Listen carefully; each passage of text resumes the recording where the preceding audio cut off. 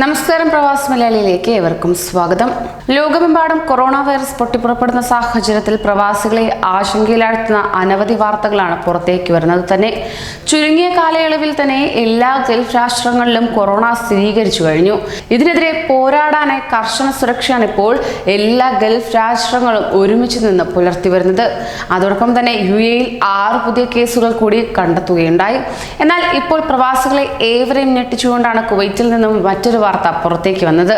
India അടക്കം 10 രാജ്യങ്ങളിൽ നിന്ന് വരുന്നവർ COVID-19 ബാധിച്ചവരല്ലെന്ന് തെളിയിക്കുന്ന രേഖ ഹാജരാക്കണമെന്ന് കുവൈറ്റ് പറയുകയുണ്ടായി. India, Philippines, Bangladesh, Syria, Sri Lanka തുടങ്ങിയ രാജ്യങ്ങളിൽ നിന്ന് കുവൈറ്റിലേക്ക് വരുന്നവർ കൊറോണ ബാധിച്ചവരല്ലെന്ന് വ്യക്തമാക്കുന്ന മെഡിക്കൽ സർട്ടിഫിക്കറ്റ് ഹാജരാക്കണമെന്നാണ് നിർദ്ദേശം.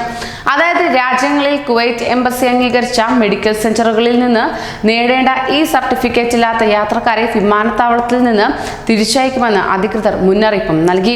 ഇറാനിൽ നിന്നെത്തിയ 4 ഇറാൻ സ്വദേശികൾക്കും 2 പൗരന്മാർക്കുമാണ് ഒമാനിൽ ചൊവ്വാഴ്ച COVID-19 സ്ഥിരീകരിച്ചത്. ഇവരെ മാറ്റിപ്പാർപ്പിച്ചതായി ആരോഗ്യ മന്ത്രാലയം വ്യക്തമാക്കി.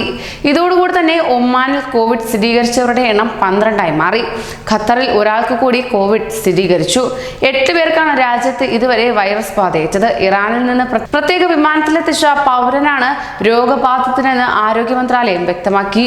സൗദിയിൽ വൈറസ് ബാധ സ്ഥിരീകരിച്ച പൗരനുമായി ഇടപഴകിയ 70 പേർ നിരീക്ഷണത്തിലാണെന്നും ഇവരെ വൈദ്യപരിശോധനയ്ക്ക് വിധേയമാക്കിയതായും ആരോഗ്യ മന്ത്രാലയം വ്യക്തമാക്കി. മറ്റ് ഗൾഫ് രാജ്യങ്ങളിൽ ചൊവ്വാഴ്ച കോവിഡ് റിപ്പോർട്ട് ചെയ്യപ്പെട്ടിട്ടില്ല. വൈറസ് വ്യാപനം തടയാനുള്ള മുൻകരുതലുകൾ സ്വീകരിച്ചിട്ടുണ്ടെന്ന് ആരോഗ്യ മന്ത്രാലയങ്ങൾ വ്യക്തമാക്കി. 6 ഗൾഫ് രാജ്യങ്ങളിലായി 147 പേർക്കാണ് ഇതുവരെ COVID-19 സ്ഥിരീകരിച്ചിട്ടുള്ളത്. അതിനാൽ തന്നെ ഗൾഫ് രാഷ്ട്രങ്ങളെല്ലാം ഒരുമിച്ച് ഇതിനെതിരെ പോരാടാനാണ് തീരുമാനിച്ചിരിക്കുന്നത്. കൂടുതൽ പ്രവാസി വാർത്തകൾക്കായി ഈ ചാനൽ സബ്സ്ക്രൈബ് ചെയ്യൂ.